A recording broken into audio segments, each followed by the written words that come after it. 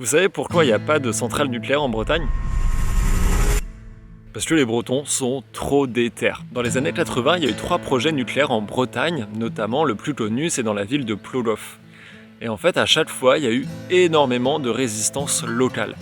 Mais genre, il y a des images hyper vénères où ils montaient des barricades à chaque entrée de la ville, ils faisaient cramer des voitures, ils lançaient des pierres sur les forces de l'ordre, etc. Et je vous parle pas d'étudiants à la fac ou de jeunes de cité, là c'était les locaux, les habitants en fait, des paysans, des paysannes, des pêcheurs, d'anciens militaires, etc.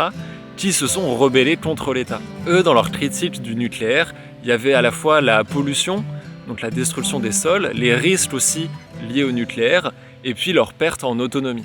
Leurs moyens de lutte étaient tellement vénères qu'il y a carrément les parachutistes et la garde mobile qui avaient été appelés à l'époque. Au bout de 10 ans de résistance, le projet nucléaire à Plogoff a été annulé, et ça a provoqué indirectement l'annulation des autres projets qu'il y avait en Bretagne.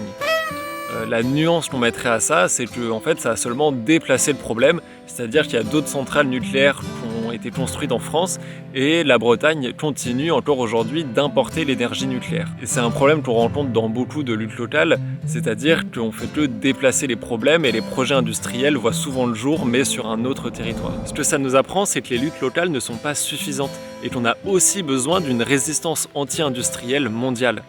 Alors, pour faire honneur à l'héritage des habitants de Plogoff, organisons-nous contre l'industrie.